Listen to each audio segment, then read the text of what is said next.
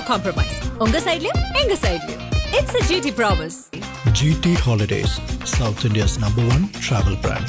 இன்னைக்கு EPS தரப்புல இருந்து ஒரு அறிக்கை கொடுத்திருக்காங்க. கட்சியினுடைய அடிப்படை உறுப்பினர்ல இருந்து அவர் நீக்கப்படுகிறார் செங்கோட்டையன். இன்னைக்கு கட்சிக்கு அவருக்கு தொடர்பே இல்ல அப்படிங்கிற மாதிரி நீங்க அறிக்கை கொடுத்துட்டாங்க. அது சம்பந்தமா உடனே பத்திரிகையாளர் சந்திப்பு நடக்குது. செங்கோட்டையன் அவருக்கு நாளை காலையில் 11 மணிக்கு கட்சி அலுவலகத்தில் வச்சு சம்பந்தமா நான் டீடைல்டா பேசுறேன் அப்படின்ட்டு போயிட்டாரு. ஆனா அவர் முகத்தில் ஒரு வருத்தம் கலக்கம் இருக்கு. ஏன்னா எம்ஜிஆர் கட்சி தொடங்கியதிலிருந்து கட்சியினுடைய அடிமட்ட உறுப்பினராக இருந்து பல்வேறு பதவிகள் கோபிச்செட்டிப்பாளையத்தில் பல முறை சட்டமன்ற உறுப்பினராக நிறைய 8 முறை அவர் சட்டமன்ற உறுப்பினராக அமைச்சராக கழக அமைப்பு செயலாளராக என்ன இவங்களுக்குள்ள பிரச்சனை அப்படின்னு கொங்கு பகுதியினுடைய அடையாளமாக தான் இருக்கணும்னு நினைக்கிறார் ஓப்பனா எடப்பாடி பழனிசாமி. அதுக்கு இன்னொருத்தர் போட்டியாக வந்துடக்கூடாது. அதுக்கு அந்த மாதிரி ஜெயலலிதாவே ஒரு உதாரணம். ஜெயலலிதா பத்தி நிறைய சொல்லுவாங்க, கடுமையான கோபக்காரர், யாரை தூக்கி வெளியில போட்டுருவாங்க, அவங்க பக்க வச்சாங்கன்னா காலி பண்ண விட மாட்டாங்கன்னு அந்த மாதிரி நிறைய குற்றச்சாட்டுகள் இருக்கு. எடப்பாடி பழனிசாமி பொறுத்த வரைக்கும் எந்த சூழ்நிலையிலும் அவங்களை சேர்க்கவே கூடாது, டிடிவியோ ஓபிஎஸ்ஸையோ சேர்க்கக்கூடாதுன்னு நினைக்கிறாங்க. டிடிவி ஓபிஎஸ் சேர்க்கக்கூடாதுங்கிறதுக்கு அதுக்கு வேற காரணம். செங்கோட்டையனை அவர் பண்ணாங்கன்னா அந்த அணக்கு எதிராக ஒரு தலைவர் தன் சமூகத்திலிருந்து வந்துடக்கூடாது. இந்த அழுத்தத்தை பயன்படுத்தி இபிஎஸ்ஐ வழி கொண்டு வர்றதுக்கு பாஜக ஒரு கேம் ஒன்று போட்டுச்சு. பார்த்துட்டு நம்ம கார் மாதிரி ஹரித்துவார் போறேன்னு சொல்லி டெல்லிக்கு போயிட்டு வந்தாரு. அதிமுகவை சிதைக்கணும், அதிமுகவை காலி, அந்த இடத்தை காலி பண்ணா தான் உட்கார முடியும். 50க்கும் மேற்பட்ட உலக நாடுகளில் 100 கோடிக்கும் அதிகமான ஆகாயம் தமிழ் பார்வையாளர்களுக்கு பேரன்பும் திருநன்றி. ஆகாயம் நேயர்களுக்கு வணக்கம். அதிமுகவினுடைய மூத்த தலைவர் மூத்த பொறுப்பாளர் திரு செங்கோட்டையன் அவர்கள் அதிரடியாக கட்சியை விட்டு நீக்கப்பட்டிருக்காரு. ஏற்கனவே அவருடைய பொறுப்புகள்லேருந்து அவர் நீக்கியிருந்தாங்க. ஆனால் இன்னைக்கு கட்சியினுடைய அடிப்படை உறுப்பினர் பொறுப்பிலிருந்தே அவர் விடுவிச்சிருக்கிறாங்க. அது குறித்து தான் பேச போகிறோம். மூத்த பத்திரிகையாளர் திரு சுபேர் அவர்கள் கூட. வணக்கம் சார். வணக்கம் சார். தேவர் ஜெயந்தியில் செங்கோட்டையன் அவர்கள் டிடிவி ஓபிஎஸ் இவங்கெல்லாம் சந்திச்சுக்கிறாங்க. சந்திச்சு பேசினதுக்கப்புறம் இவங்களை மீட் பண்ணிருக்கீங்களே அப்படின்னு ஒரு கேள்வி வருது. உடனே அவர் என்ன சொல்றாருன்னா, கட்சி விட்டு தூக்குனா தூக்கட்டும், அடுத்த கட்ட நடவடிக்கை பார்த்துப்போங்கிறாரு. உடனே ஒரு நாள்லேயே இந்த அறிவிப்பு வருது திரு இபிஎஸ் அவர்கிட்ட இருந்து. என்ன பின்னணி சார்? இன்னைக்கு EPS தரப்புல இருந்து ஒரு அறிக்கை கொடுத்திருக்காங்க. கட்சியினுடைய அடிப்படை உறுப்பினர்ல இருந்து அவர் நீக்கப்படுகிறார் செங்கோட்டையன். இன்னைக்கு கட்சிக்கு அவருக்கு தொடர்பே இல்ல அப்படிங்கிற மாதிரி நீங்க அறிக்கை கொடுத்துட்டாங்க. அது சம்பந்தமா உடனே பத்திரிகையாளர் சந்திப்பு நடக்குது. செங்கோட்டையன் அவருக்கு நாளை காலையில் 11 மணிக்கு கட்சி அலுவலகத்தில் வச்சு சம்பந்தமா நான் டீடைல்டா பேசுறேன் அப்படின்ட்டு போயிட்டாரு. ஆனா அவர் முகத்தில் ஒரு வருத்தம் கலக்கம் இருக்கு. ஏன்னா 77 இருந்து அவர் கட்சியில் இருக்கார். எம்ஜிஆர் கட்சி தொடங்கியதிலிருந்து கட்சியினுடைய அடிமட்ட உறுப்பினராக இருந்து பல்வேறு பதவிகள் கோபிச்செட்டிப்பாளையத்தில் பல முறை சட்டமன்ற உறுப்பினராக இருக்கார். நிறைய 8 முறை அவர் சட்டமன்ற உறுப்பினராக அமைச்சராக கழக அமைப்பு செயலாளராக தேர்தல் பொறுப்பாளராக அப்படி பல்வேறு பதவிகளில் இருந்தவர். அதிமுகவினுடைய கொங்கு மண்டலத்தின் ஒரு அடையாளமாக செங்கோட்டையன் இருந்தார். ஒரு களத்தில் இறங்கி வேலை செய்யக்கூடிய ஒரு கள போராளி. அந்த மாதிரி ஜெயலலிதா அவர்கள் கூட தேர்தல் அந்த இன்னைக்கெல்லாம் இப்போ பொலிட்டிக்கல் ஸ்ட்ராட்டஜிஸ்ட் இருக்காங்க இல்லையா, அதிமுகவினுடைய பொலிட்டிக்கல் ஸ்ட்ராட்டஜிஸ்டே செங்கோட்டையன் பிளான் பண்ணுறது தான். அதாவது நிகழ்ச்சியிலே ஒருங்கிணைக்கிறது. இவங்க தெரியும், ஜெயலலிதா அவர்கள்ட்ட ஒர்க் பண்ண ஆளுன்னு சொல்லுவாங்க. அவங்கள்ட்ட ஒர்க் பண்ணுறது ஒரு பெரிய ஒரு ஸ்கூலில் ஹெட் மாஸ்டர் ஒர்க் பண்ணுற மாதிரி எல்லாம் ப்ராப்பராக இருக்கணும்னு நினைப்பாங்க. அப்படி ப்ராப்பராக இருந்த ஜெயலலிதாவுடைய குட் புக்கில் இருந்தவர் தான் இந்த செங்கோட்டையன். அவங்களுடைய பிரச்சாரத்தை முழுவதுமாக டிசைன் பண்ணவங்க, எங்கே வரணும், எங்கே நிற்கணும், எங்கே பேசணும், எந்தெந்த பாயிண்ட் அப்படிங்கிறத ஃபுல்லாக ஆர்கனைஸ் பண்ணி பம்பரமாக சுழன்று வேலை செய்யக்கூடியவர். நிறைய பதவிகள் அவங்களுக்கு கொடுத்தாங்க. அமைச்சராக இருந்தாங்க, கழக அமைப்பு செயலாளர் இருந்தார், தலைமை நிலை செயலாளர் இருந்தார். பல பொறுப்புகளை திறம்பட செய்யக்கூடியவர் தான். கிட்டத்தட்ட நீண்ட நெடிய அரசியல்வாதி, அதிமுகவினுடைய முக்கியமான முகங்களில் ஒருவர். எம்ஜிஆர் மறைவுக்கு பிறகு அவர் அங்கே தான் இருந்தார். அதுக்கப்புறம் அம்மா மறைவுக்கு பிறகு அங்கே தான் இருந்தார். இவருக்கு பிறகு வந்தவர் தான் இன்னைக்கு இருக்கக்கூடிய எடப்பாடி பழனிசாமியா இருக்கட்டும், ஓபிஎஸ்ஸா இருக்கட்டும், எல்லாருமே அவருக்கு ஜூனியராக வந்தவங்க தான். எல்லாரையும் விட சீனியர் நிர்வாகம். இன்ஃபேக்ட் எம்ஜிஆர் அவர்களே நேரடியாக ஈரோட்டில் நிறுத்தப்பட்டவர். அப்படி ஒரு விசுவாசியான அவரை இன்னைக்கு கட்சியிலிருந்து நீக்கப்பட்டிருக்கிறார். அப்படிங்கிற போது அவர் மனதில் நான் நாளை காலையில் அதை பற்றி பேசுகிறேன்னு சொன்னால் கூட மூஞ்சியில் ஒரு பெரிய ஒரு ஏக்கம் வருத்தம் இருக்குது. தன் தாய் வீட்டிலிருந்து தன்னை நீக்கப்பட்டிருக்கிறார் அப்படிங்கிறது. ஏன்னா அம்மா அந்த ஜெயலலிதா அம்மையார் இருக்கப்போ கூட இவர் அமைச்சரவையிலிருந்து ஒரு முறை நீக்கினாங்க. உள்ள ஒரு பிரச்சனை, ஒரு அலிகேஷன் வந்துச்சு. அதனால அவரை அமைச்சரவையில் நீக்கினாங்க, கட்சியிலிருந்து நீக்கல. கட்சியினுடைய அடிப்படை உறுப்பினராக இருந்தோம், கட்சியிலிருந்து இதாக நீக்கல. அதுக்கு பிறகு சட்டமன்ற தேர்தலில் கூட அவங்க ஒரு நிற்கிறதுக்கு சீட் கொடுத்தாங்க. ஜெயலலிதாவை பொறுத்தவரைக்கும் தெரியும், அவங்களுக்கு ஒரு விஷயம் பிடிக்கல அப்படின்னா கட்சியினுடைய அடிப்படை உறுப்பினர் நீக்கிடுவாங்க, கட்சியிலிருந்து தூக்கி போட்டுருவாங்க. ஆனால் செங்கோட்டையன் விஷயத்தை மட்டும் கொஞ்சம் சாஃப்டாக ஹேண்டில் பண்ணுவாங்க. அமைச்சரவையிலிருந்து நீக்கினாங்க, கட்சியிலிருந்து நீக்கல. அதற்கு பிறகும் அவங்க திருப்பி வாய்ப்பு கொடுத்தாங்க. அதுக்கு பிறகு அமைச்சராகவும் ஆக்கினாங்க. ஒரு 3 வருஷம் அமைச்சராக இல்லாமல் இருந்தார், அமைச்சராகவும் ஆக்கினாங்க. இப்படி ஒரு நபர் தான் இன்னைக்கு கட்சியிலிருந்து 77 கிட்டத்தட்ட 40-45 வருஷத்துக்கு பிறகு கட்சியினுடைய அடிமட்ட உறுப்பினர் நீக்கப்பட்டிருக்கிறார் செங்கோட்டையன் அப்படிங்கிற செய்தியை பண்ணிருக்காங்க. அதுக்கு உண்டான காரணம் என்ன சொல்றாங்கன்னா, கட்சியிலிருந்து விலக்கப்பட்டவர்களோடு தொடர்பில் இருந்தாரு, அதனால தான் வந்து இவர் நீக்கி இருக்கிறோம் அப்படிங்கிற ஒரு காரணத்தையும் சொல்லியிருக்காங்க. இப்போ என்ன நடந்திருக்குன்னு நமக்கு பார்த்தோம். நேற்று நடந்த தேவர் ஜெயந்தி குரு பூஜை விழாவில் ஓபிஎஸும் செங்கோட்டையனும் ஒரே காரில் வர்றாங்க. ஒரே காரில் வர்றதுக்கு சிம்பாலிக்காக வந்து ஒரே அணியில் பயணிக்க போகிறாங்கிறத நம்ம புரிஞ்சுக்கணும். அப்போ அங்கே டிடிவியும் சந்திக்கிறோம். எடுத்துக்கணுமா சார்? நீண்ட நாள் பயணிச்சவங்க ஒரு நட்பு ரீதியில் கூட சந்திச்சிருக்கலாம். இல்லை, அதுக்கு முன்னாடி இல்லை. இப்போ ரெண்டு பேருடைய பொது எதிரியாக எடப்பாடி பழனிசாமி பார்க்குறாங்க.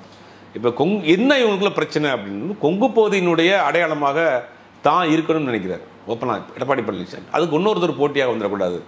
இப்போ ஆல்ரெடி அவர் வெளியில் தான் இருக்கார், கட்சிக்குள்ள ஒரு பெரிய பதவியில் கிடையாது. இருந்தாலுமே அந்த அந்த இடத்தில் வந்து நமக்கு ஒரு போட்டியாளர் இருக்கவே கூடாது. எடப்பாடி பழனிசாமி ஒரு விஷயத்தை ரொம்ப தெளிவாக இருக்கிறாரு.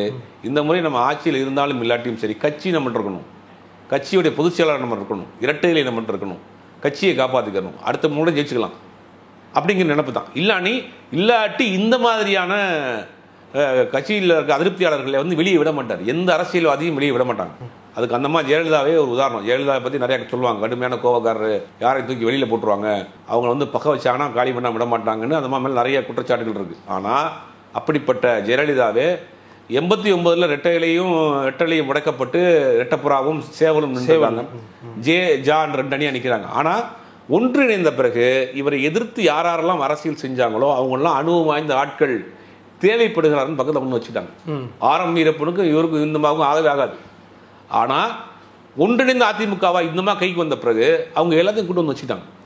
அரசியல் தான், அரசியலில் அவர்களுடைய அனுபவம், அவருக்கு பின்னாடி இருக்கக்கூடிய அந்த ஆட்கள் வந்து நமக்கு தேவைப்படும். அவர்களுக்கு தேவையான பரவாயில்ல, அவருக்கு பின்னாடி ஒரு சமூகம் இருக்கும், அவர் வேலை செய்யக்கூடிய ஆட்களாக இருப்பாங்க, மக்கள் செல்வாங்க இருக்கும், அது நமக்கு தேவைப்படும். அந்த நபர் நமக்கு பிடிக்காது, ஆனால் அவர் பின்னாடி இருக்கக்கூடிய கூட்டம் இருக்குல்ல, அது வேணும். அதனால தான் அவங்க வெற்றி பெற முடியும். அரசியல் அது ஒரு பாலிசி இருக்கு. ஆனால் எடப்பாடி பழனிசாமி பொறுத்த வரைக்கும் எந்த சூழ்நிலையிலையும் அவங்களை சேர்க்கவே கூடாது, டிடிவியோ ஓபிஎஸ்ஸையோ சேர்க்கக்கூடாதுன்னு நினைக்கிறாங்க. டிடிவி ஓபிஎஸ்ஸை சேர்க்கக்கூடாதுங்கிறதுக்கு அதுக்கு வேற காரணம். செங்கோட்டையனை அவர் பண்ணாங்கன்னா தனக்கு எதிராக ஒரு தலைவர் தன் சமூகத்திலிருந்து வந்துடக்கூடாது, அதே பகுதியிலுடைய அடையாளமாக நான் இருக்கிறேன். இப்போ இவங்களுக்கு என்ன பிரச்சனை, நயினார் நாகேந்திரனுக்கும் டிடிவிக்கு என்ன பிரச்சனை, அந்த சமூகத்தின் முகமாக நாங்கள் தான் இருக்கணும்னு பார்க்குறாரு. அது தென் மாவட்டம்ல. இந்த பகுதியை பொறுத்த வரைக்கும் செங்கோட்டையனுக்கு இபிஎஸ்க்கு என்ன பிரச்சனை, ஒரே கட்சிக்குள்ள வாக்கிய தகராறா ஒன்றும் கிடையாது, அந்த சமூகத்தின் அடையாளமாக நாம் இருக்கக்கூடாதுன்னு நினைக்கிறார். அப்போ இவர் சீனியராக இருக்கார், இவர் கொஞ்சம் ஒதுக்கப்படுறாரு, அப்போ இவருடைய ஆதரவாளர்கள் நீக்கப்படுறாங்க. அப்போ செங்கோட்டையன் ஒரு மன அழுத்தத்தில் இருக்கிறாரு. இந்த அழுத்தத்தை பயன்படுத்தி இபிஎஸ்ஐ வழி கொண்டு வர்றதுக்கு பாஜக ஒரு கேம் ஒன்று போட்டுச்சு. பார்த்துருப்போம், நம்ம கார் மாதிரி நான் ஹரித்துவார் போகிறேன்னு சொல்லி டெல்லிக்கு போயிட்டு வந்தார். போகிற வழியில் ஹரித்துவாருக்கு போகிறவர் டெல்லியில் ஃப்ளைட்டில் இறங்கி அங்கே வந்து அமித்ஷா அவர்கள் 2 கார் மாதிரி போய் பார்த்துட்டு வந்தார். அப்போ அதிமுக என்ன பண்ணுறாங்கன்னா, இந்த முறை வந்து பாஜக வேணாங்கிற முடிவுக்கு அதிமுக ஒரு முயற்சி எடுக்கிறார் எடப்பாடி. அப்போ விஜயோட கூட்டணி போடலாங்கிற மாதிரி அவங்க பிளான் பண்ணுறாங்க. 40 சீட்டு டிவிகேவுக்கும் ஒரு டெபுட்டி சிஎம் 2 மினிஸ்டர் கொடுக்குற மாதிரியான பேச்சுவார்த்தைன்றப்ப தான் இதை தெரிஞ்சுதான் என்ன பண்ணுறாங்கன்னா, செங்கோட்டையன் தன் கைவசம் எடுத்து நீங்கள் வந்து ஏதாவது இந்த மாதிரியான வேலை பண்ணால் கட்சியை நாங்கள் வந்து 2 முடக்கிடுவோம், கட்சியை வந்து நாங்கள் பலகீனப்படுத்திடுவோம் அப்படின்னு அவங்க ஒரு முயற்சியை ஒரு இது காட்டுறாங்க. அதுக்கு பிறகு தான் எடப்பாடி பழனிசாமி வழிக்கு வந்தார். அதுவும் ஒரு காரணம். ரொம்ப வழக்குகளை காமிச்சு நெருக்கடி கொடுத்து கூட்டணி கொண்டு வந்தாங்க. செங்கோட்டையனை வச்சு கட்சியை பிரிச்சிடும்னு ஒரு மிரட்டல் கொண்டு வந்தாங்க. அப்போ எடப்பாடி ஜாயின் ஆன பிறகு செங்கோட்டையனை அவங்க கையில் விட்டாங்க. செங்கோட்டையனை விட்ட பிறகு என்ன பண்ணாங்கன்னா, செங்கோட்டையன் இப்போ என்ன நினைக்கிறது, ஓபிஎஸ்ஸை வச்சு தான் அந்த கட்சிக்குள்ள குழப்பத்தை ஒன்று பண்ணாங்க. தர்மயுத்தம் நடத்துனதே வந்து குருமூர்த்தி சொல்லித்தான்னு இவர் குருமூர்த்தியே பல இடத்துல சொல்லியிருக்காரு. அப்போ இந்த கட்சி இத்தனை கலவரத்துக்கும் இத்தனை பிளவுக்கும் இத்தனை குழப்பத்துக்கும் காரணம் பாஜக தான் அப்படின்னு ஒன்றும் அந்த அடிமட்ட அதிமுக தொண்டர்கள் புரியலன்னா, இது உங்களுக்கு கடைசி சான்ஸ், கடைசி வாய்ப்பு, இறுதி மூச்சில் இருக்கீங்க. ஏன்னா அந்த மாதிரி வரவுக்கு பிறகு இந்த கட்சி இத்தனை பிளவாக போச்சு. ஓபிஎஸ்சி அவங்க தான் ஆப்ரேட் பண்ணுறாங்க, செங்கோட்டையன் அவங்க தான் ஆப்ரேட் பண்ணுறாங்க. இன்னைக்கு எடப்பாடி பழனிசாமி தான் நினைச்ச ஒரு கூட்டணியை அமைக்க முடியல, இத்தனை குழப்பம். அவர்களுக்கு என்ன பிளான், தமிழ்நாட்டை பொறுத்த வரைக்கும் அதிமுகவை சிதைக்கணும், அதிமுகவை காலி, அந்த இடத்தை காலி பண்ணால் தான் அந்த உட்கார முடியும். இந்த திராவிட இயக்க வரலாறுல பார்த்தீங்கன்னா, பெரியார் வந்து கடவுள் மறுப்பை கொள்கையை உறுதியாக இருக்கார். ஆனால் அண்ணா வந்து திராவிட முன்னேற்ற கழகத்தை ஆரம்பிக்கிறப்ப அண்ணா ஒரு வார்த்தை சொல்றார், நாங்கள் பிள்ளையாருக்கு தேங்காயும் உடைக்க மாட்டோம், பிள்ளையாரையும் உடைக்க மாட்டோம்ட்டார். ஒன்றே குலம் ஒருவனே தேவன்ட்டார். அது அப்படியே நான் மறுவி என்ன ஆகுதுன்னா, எம்ஜிஆர் இடம் வர்றப்ப எம்ஜிஆர் தானே வந்து ஒரு பெரிய கடவுள் நம்பிக்கை உள்ளவராகவே காமிக்க ஆரம்பிச்சிட்டேன். அப்போ 2 அணியாக இருக்கு. இந்த திமுகவில் வந்து ஒன்றே குலம் ஒருவனே தேவன், நீங்கள் யாரும் கும்பிடுங்க. இங்கே வந்து நான் ஒரிஜினலாகவே டிக்ளேர் பண்ணுறாங்க, நான் வந்து ஒரு கடவுள் நம்பிக்கை உள்ளவர். அதற்கு பிறகு ஜெயலலிதா விட்டாங்க. அப்போ இந்த 2 கட்சியில் ஏதாவது ஒரு கட்சியை உடைச்சா தான் வந்து நீங்கள் தமிழ்நாட்டுக்குள்ளே பாஜக கால் ஊன்ற முடியும். அப்போ 2 கட்சியும் என்ன பண்ணுறாங்க, திமுக வந்து ஒன்றா வந்து பெரியாரிய கொள்கையில் ஓரளவுக்கு ஸ்ட்ராங்காக இருக்காங்க, கொள்கை ரீதியாக இருக்குது, உடைக்கிறது கஷ்டம், தலைவர்கள் அங்கே ஸ்ட்ராங்காக இருக்காங்க. இப்போ இந்த அம்மா மறைவுக்கு பிறகு இந்த கட்சி ஒரு தலைமை இல்லை, ஒரு கரிஸ்மாட்டிக் லீடர் இல்லை, ஆர்கனைஸ் பண்ணபடியாக ஒரு வலுவான ஆள் இல்லை. அப்போ அந்த கூட்டத்தை தன் பக்கம் கொண்டு வந்துடலாம். உதாரணத்துக்கு எடுத்துக்கங்க, சிம்பிளாக சொல்லணும்னா இத்தனை பிளவுகளை பார்த்துக்கிட்டு இருக்கக்கூடிய அதிமுக தொண்டர்கள் பேசாமல் பாஜக போயிடுவோம்ப்பா, அவங்க திமுக போகிறாங்க. அவங்களுக்கு திமுக வந்து அவங்க திமுக எதிர்கட்சி, திமுக எம்ஜிஆருக்கு எதிரான கட்சி, அந்த அம்மாவுக்கு எதிரான கட்சி அப்படின்ற ஒரு மனநிலை இருக்காங்க. ஆல்ரெடி இவங்க வந்து ஒரு கடல் நம்பிக்கை உள்ள ஒரு நபர்களாக இருப்பாங்க. அவங்களை ஈஸியாக வந்து இந்த பக்கம் கொண்டு வந்துடலாம், ஒரு சைக்காலஜிக்கலாக அவங்களை கொண்டு வந்துடலாம். அதை வந்து கரெக்டாக வந்து பாஜக செய்யுது. அதிமுக வலுப்பெற்று விட்டால் கண்டிப்பாக தமிழ்நாட்டில் பிஜேபி கால் ஊன்ற முடியாது. இரட்டை அரசியல் தான். 5 வருஷம் திமுக இருக்கும், 5 வருஷம் அதிமுக இருக்கும். பாஜகவால் எந்த காலத்தில் உள்ள நுழைய முடியாது. கிட்டத்தட்ட 11 வருஷமாக அவங்க பல மாநிலங்களுக்கு கண்ட்ரோல் கொண்டு வந்துட்டாங்க. ஆனால் தமிழ்நாடு மட்டும் அவர்களுக்கு மிகப்பெரிய ஒரு சேலஞ்சாக இருக்குது. அப்போ அதிமுக இடத்தை அவங்க வந்து கிளியர் பண்ணால் தான் அந்த இடத்துல அவங்க உட்கார முடியும். அப்போ இத்தனை குழப்பங்களையும் அவங்க தான் தொடர்ந்து பண்ணிகிட்டு இருக்காங்க. இப்போ அதை நீட்சியாக என்ன பண்ணுறாங்கன்னா, செங்கோட்டையன் ஆல்ரெடி ஒரு மன வருத்தத்தில் இருக்கிறாரு. செங்கோட்டையனை வந்து தான் பக்கம் கொண்டு வர பார்த்தாங்க. அது எடப்பாடி பழனிசாமி கூட்டணிக்கு வந்ததுக்கு பிறகு செங்கோட்டையனை வந்து விட்டாங்க. இப்போ செங்கோட்டையனுடைய அரசியல் நிலைமை கிட்டத்தட்ட 40-50 வருஷமாக அரசியலில் இருந்தவருடைய நிலைமை இன்னைக்கு என்ன செய்ய போகிறோம்னு தெரியல. எடப்பாடி பழனிசாமி தலைமையாக அவர் ஏற்றுக்கொள்வதற்கு அவர் மனசு ஒத்து வர மாட்டேங்குது. தலைமை இந்த இது ஓகே சார். அதாவது என்னன்னா, இபிஎஸ் வந்து தன்னை ஒரு தலைவராக முன்னிறுத்திக்கிறது, அது எல்லா கட்சியிலும் எல்லாரும் பண்ண வேண்டிய தேவைதான். ஆனால் வெளியேற்றப்பட்டவர் யார் அப்படின்னு பார்த்தா, அதே இடத்துல காங்கிரஸ் வலுவாக இருக்கும்போது தன்னுடைய சித்தப்பாவை எதிர்த்து போட்டு ஜெயிக்கிறார் முதல் தரத்திலே. அப்படிப்பட்ட ஒருத்தரை வெளியேற்றிட்டா என்னதான் இபிஎஸ் அவர்களுக்கு ஒரு ஃபேஸ் வேல்யூ இருந்தாலும் அங்கே உள்ள லோக்கல் செல்வாக்கு போயிடாதா? லோக்கல் செல்வாக்கு இழக்க தான் செய்வாங்க. அந்த குறிப்பிட்ட பகுதிகளில் அந்த ஒரு 4-5 சட்டமன்ற தொகுதியில் இழப்பாங்க. இப்போ அவங்க வந்து தன் கால்குலேட் பண்ணாம இல்ல, அவன் தன் சமூகத்தின் அடையாளமாக எடப்பாடி பழனிசாமி கட்டமைச்சிருக்காரு. தான் சார்ந்த சமூகத்திலிருந்து ஒருத்தர் முதலமைச்சர் இது வரைக்கும் வரல வந்திருக்கிறாரு. அப்போ இவருக்கு தான் கூடுதலான ஒரு இம்பார்ட்டன்ட் கொடுக்கணும், டேமேஜ் கண்ட்ரோலாக வச்சுக்கலாம் அப்படிங்கிற. அப்போ இவர் என்னன்னா அந்த இடத்துக்கு ஒரு வந்துடக்கூடாதுங்கிறது இவர் தெளிவாக இருக்கு. அப்போ இவர் செங்கோட்டையன் போனதுனால கட்சிக்கு ஒரு பெரிய இழப்பு தான், மாற்றுக்கிறது கிடையாது. கட்சி உட்கட்சி வேலையில் தேர்தல் வேலையில் செய்யறதுக்கு பெரிய சுணக்கம் இருக்கும். அந்த குறிப்பிட்ட ஒரு 5-6 தொகுதிகளில் அவருடைய செல்வாக்கம் இருக்கும், கண்டிப்பாக இருக்கும். பெரிய அளவில் அவர்கள் வெற்றி பெற முடியாட்டி கூட வெற்றி வாய்ப்பை பறிக்கக்கூடிய அளவுக்கு அங்கே இருக்கும். நான் தொடர்ந்து ஜெயிச்சுட்டு இருக்காரு. அப்படிங்கும் போது அந்த அவருடைய நிர்வாகிகள்லாம் அவருக்கு ஆதரவாளர்கள் நிர்வாகியாக இருப்பாங்க, சரியாக கோஆப்ரேட் பண்ண மாட்டாங்க. இதெல்லாம் பல குழப்பங்கள் அங்கே இருக்கு.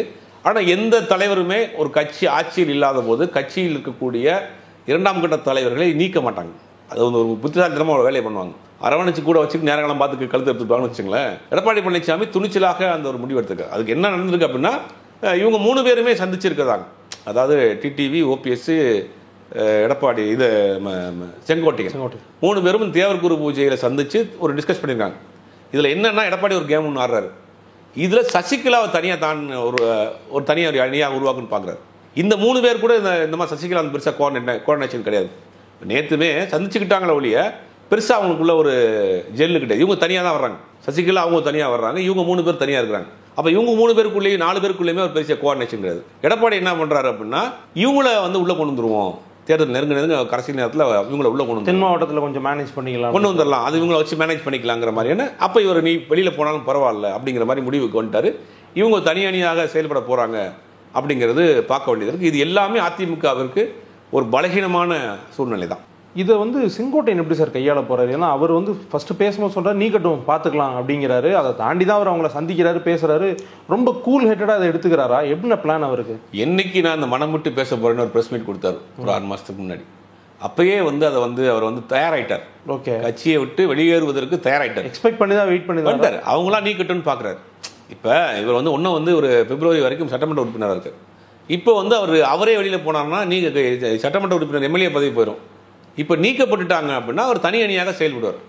இப்போ அதுக்காக வெயிட் பண்ணார், டிசம்பர் வரைக்கும் தள்ளிட்டு போயிடும் அப்படின்னு.